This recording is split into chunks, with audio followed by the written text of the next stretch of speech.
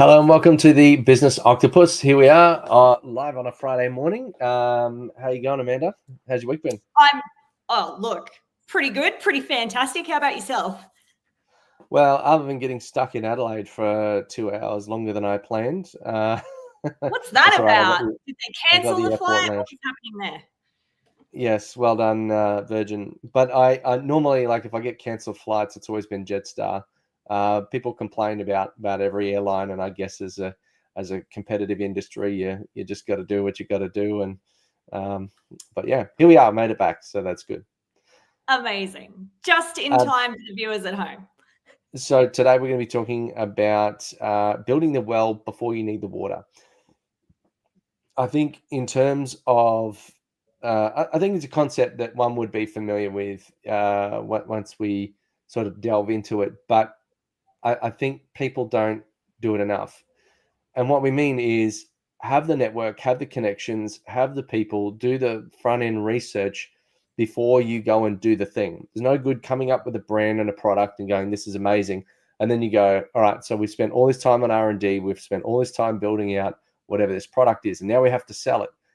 And crickets, you've got no one around you to sell to. You now have to go and build an audience, you have to build a market, and then you have to start marketing and selling your product. But if you start doing the pre-work ahead of time, build the well before you need the water, it's going to be so much easier for you to launch your product or your service, or whether you're going to go into a business having left a job or whether you're going to find another job. It just makes so much sense. Do you have any Absolutely. examples where you've seen that work or not work? Look, I think for me, I'm a bit risk averse, generally speaking. So I like to go and do my research, go and talk to a bunch of people, and I guess solidify an idea that it's actually not just some pie in the sky thing that Amanda has dreamt up, and that it's actually needed and wanted out in the marketplace. So I definitely do it. I'm sure in your adventures, Avon, you have either a you example or one that you've seen out in the wild where that has been crucial. Tell me a story. Well, we did it very much this morning. So an hour ago, I got off a call. We're branching a bit more into the US. And so in order to do that, we've been building some relationships over a period of time. So I've got a plan to go over there in October. So it's a few months away.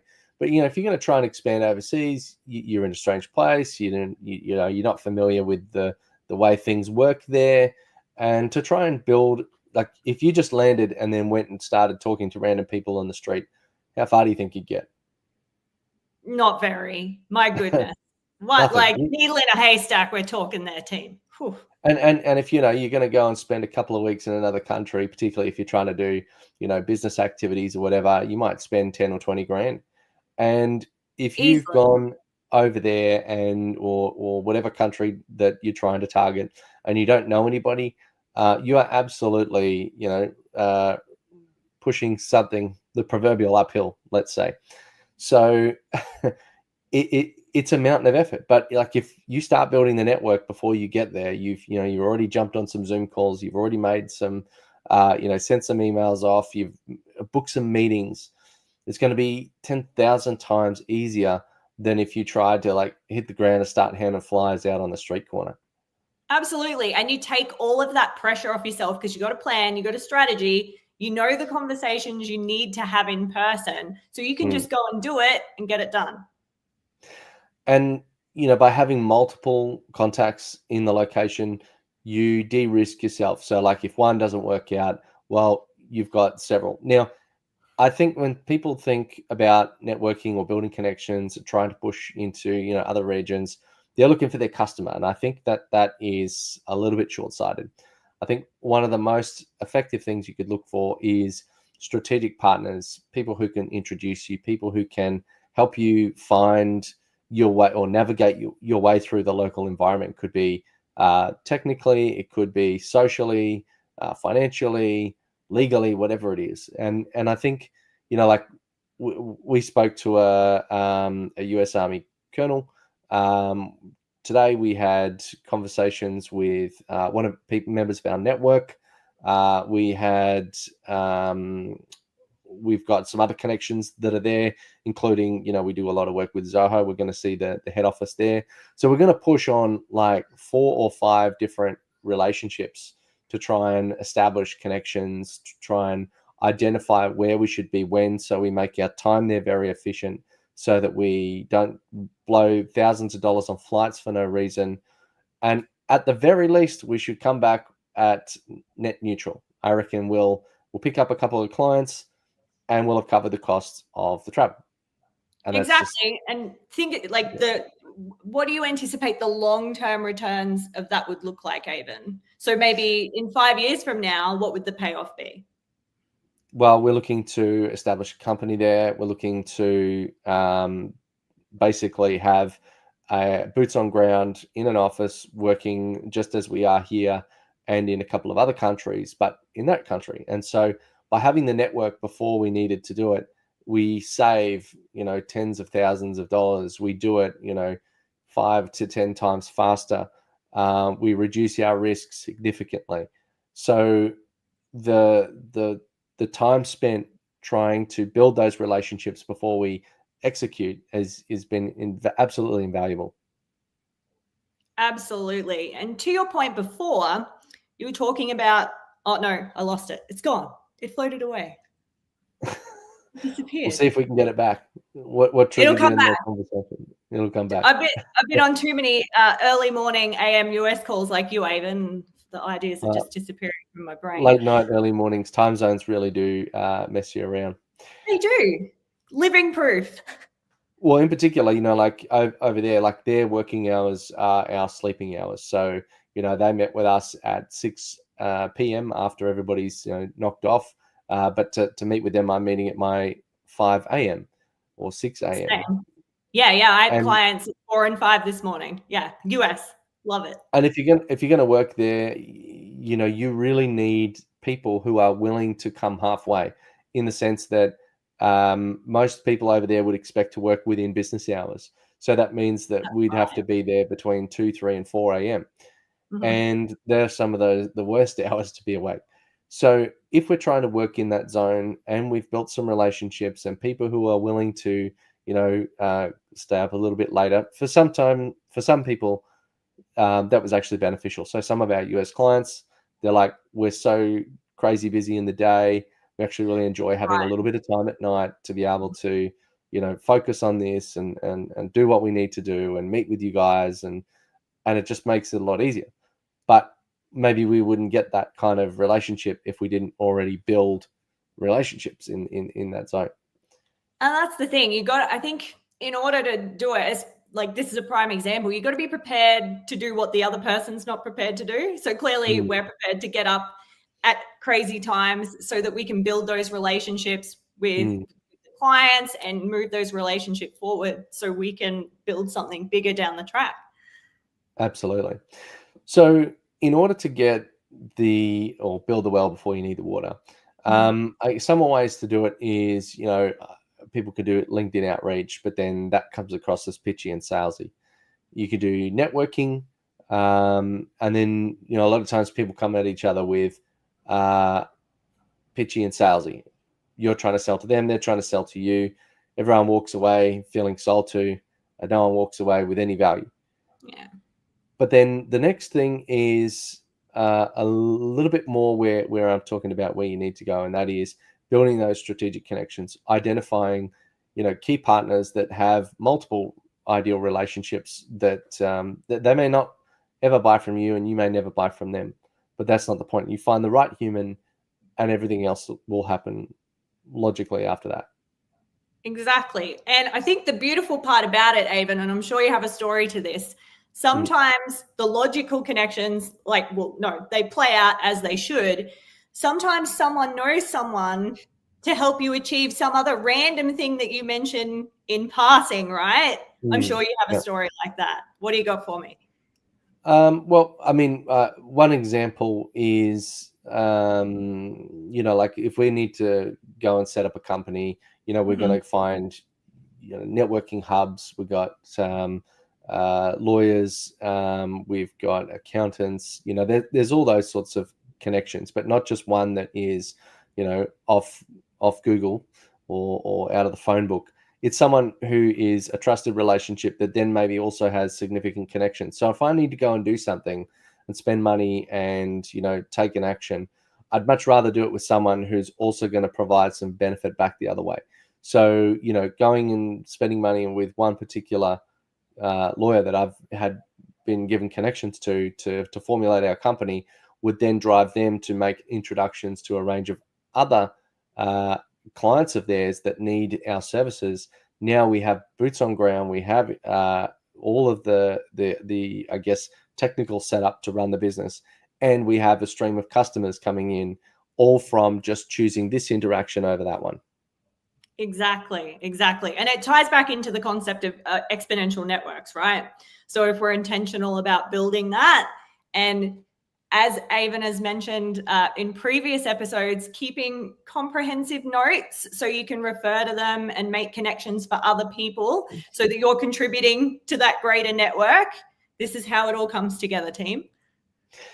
And that episode we're talking about, I guess it's a personal knowledge management process. So it's really unique to you, but you need to link ideas.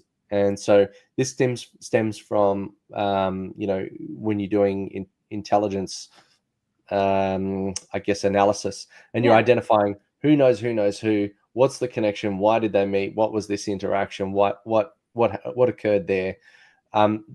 That by linking all of those ideas together, you can't do it in a notebook, or you can put like sticky notes all over the wall and bits of string. That's the old school way. Or you can use we use a tool called Obsidian. There are a number of linking tools. It's free. We do have a couple of other videos where we go into how to link the ideas, but that, if you do it properly, like now we've figured out how to, all the things we need for the company registration, everywhere we're going to go, we've basically now created a whole agenda of, a very efficient like travel agenda to go and meet with 20 or 30 different people. So one trip is going to be absolutely maximized. We're going to have a couple of hubs where people come to us. And so we'll basically have this whole roadshow basically in country where we're going and meeting like 50, 60, 70 people. So that's going to like absolutely or exponentially grow our options and possibilities of being able to find the right people with the right problem and the right budget to be able to work with, but also find people that we could hire, find people that we could use as strategic introducers, and to solve all the other little challenges that you have on the ground. And so by being a bit more strategic, now we put that 10 or 20K worth of travel costs to like absolutely to work, and then the result will be we make 1 to 200K worth of deals. Amazing. And Avon, I think where a lot of people could drop the ball here is in the follow-up, right? So you've had this amazing trip, you've made all of these connections. So for the team at home, how can they make sure when we come home and we know high five the team, how can we maintain those relationships and those connections and keep that momentum that we've created? Well, there's following up and using like your CRM processes and marketing automation. I guess this kind of unearths a problem, and that is that if people go over there with the intent to pitch and sell, you're basically just going to bounce off the surface. You've not gone deep enough in the relationship to actually find out where the value is. It could be a personal values alignment. It could be the activity aligned on the outcome or the goal. And once you get past that sort of, I'll say corporate veil, but that's generally used in legal company terms. But it's that sales persona. It's like this shroud that people wear on them when they go around the place. They're like, I have to give a pitch and I have to state it in this order, and then that's going to get me sales. Instead of getting past that BS layer and actually talking to the human and go, what do you care about? What's unique about you? Why are we interested to talk to each other? And that holds more value than trying to, just like pitch 100 people. Because the other problem then is like being delicate in the follow-up. Yes, you can follow up. Yes, you can send marketing automation. Yes, you can spam them with emails. But that is probably, you're connecting with the wrong people if you have to do that. What I would do is set intentional meetings, spend time talking to these people, maybe make your list once you've gone and identified who the right humans are, then go and spend a good amount of time with them. Have several hour-long meetings, go deep on those relationships, and then that will unlock the value. No one cares about you if they met you for 5 minutes. Absolutely, absolutely. And so remember to take your notes as well, team. So make sure you're taking those comprehensive notes. And you use this technique called a collaboration document. I think, Avon, that would be cool to share with the viewers at home. How would that be helpful in this situation?